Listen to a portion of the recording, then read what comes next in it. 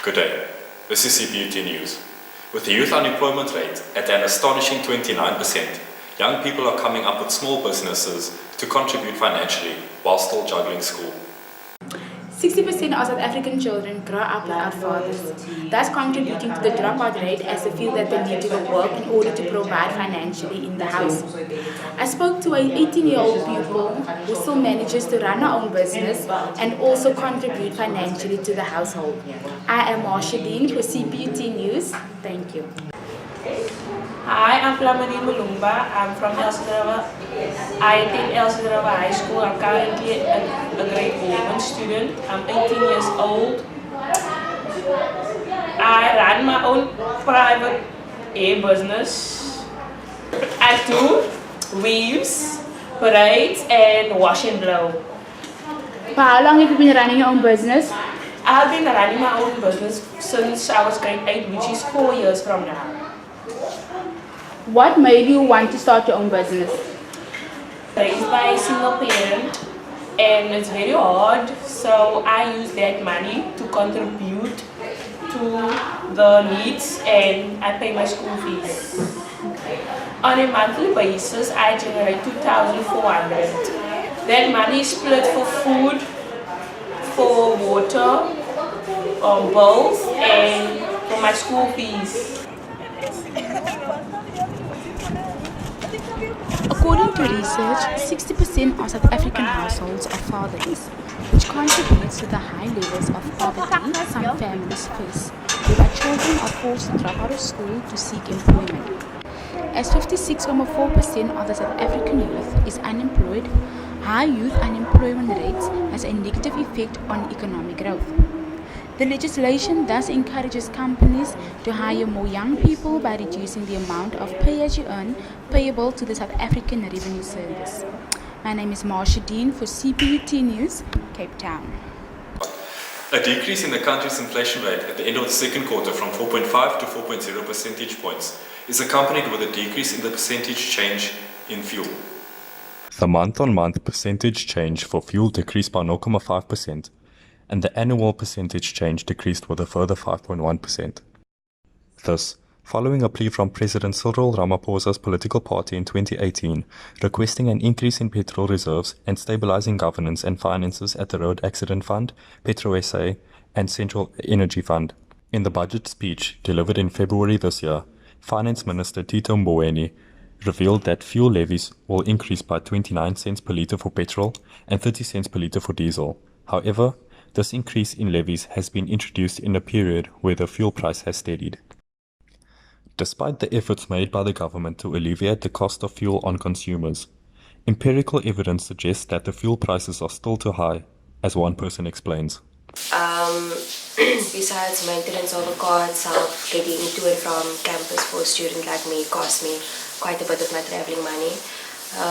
I get a bursary allowance every month, and 900 Rand of my bursary allowance every month goes to petrol. On a good day when there's lots of, on a bad day when there's lots of traffic, it takes about 200 Rand petrol to get to and from Stellenbosch to Cape Town every day. That means that I must spend extra money that I already don't have on petrol. I think that if the petrol price was lower, it would cut down on it would help in a lot of ways for people. South Africa was found to be the most affordable place to buy petrol in Africa, according to a survey conducted by Picodi, where they compared the fuel prices of 16 African countries. However, given that this is proportional data, it does not properly represent the socio-economic conditions that grip the country and the ever-fluctuating fuel prices that affect the majority of South African citizens. I'm Keanu Johnson, CPUT Journalism. It's about the low lighting at night and the lack of security at CPUT facilities. Students take risks to do their work. This needs to be taken into account when planning the safety and security budget at CPUT.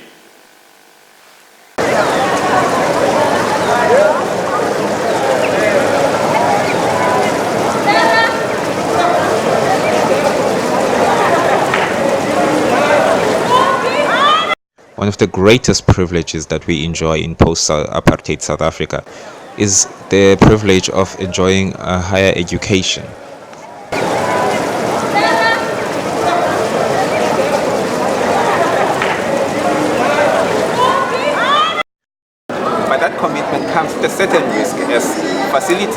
open 24 hours a day, 7 days a week. Some close very late at night. And so students fall victim to crime. As most students at CPUT come from impoverished backgrounds, most of them cannot afford to have laptops or even Wi-Fi at home or have any internet access, as most of the communities they come from don't have libraries with any internet. What's your view on this, on the safety of students here at CPUT using the facilities late at night? I feel like I was so safe because contributing e-learning out of campus. I know come up so I was feeling safe and security as we are around. Akufuneka nje kwenza into phana ke lapho kufuneka shoba nama lo mzamo which is ndiyabaphazamisa so it's go safe. To say we are not safe because library or evalwa late and security are inside the library and if it's to beg and schooling there are a lot of trees now that they give us a touch up on and people we are not safe at all.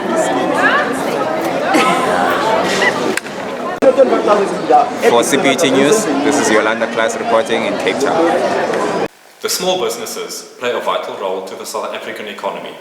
They have been identified as productive drivers of inclusive economic growth and development in South Africa and around the world. They provide employment to about 60% of the labor force, and total economic output accounts for roughly 34% of the GDP. Small businesses are the ones that keep our communities together.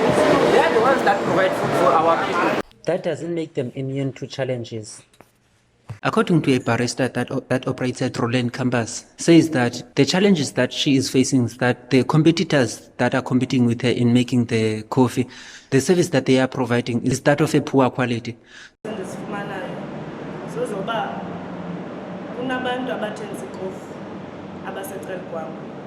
The cheapest one. Then the young equality. But can we understand so because of financial not equality. So better up. The business owner that caters for students says that his businesses suffer a loss when the students are on vacation. Most of the challenges that we're facing here is during holidays. When school is closed, because more especially it's only for students.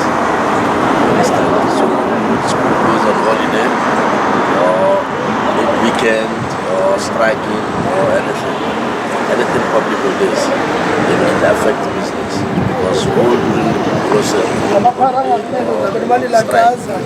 then the business is delayed and so that's no business then. I think that's the most challenges that we're facing. According to the Banking Association of South Africa, the small and medium-sized enterprise makes up to 91% of formalized businesses, provide employment to about 60% of the labor force, and total economic provide employment to about 60% of labor force, and total economic output accounts to roughly. For CPUT News, Thembela, Madulube, Cape Town. Thank you for joining us. Until next time, Keanu Johnson, CPUT News.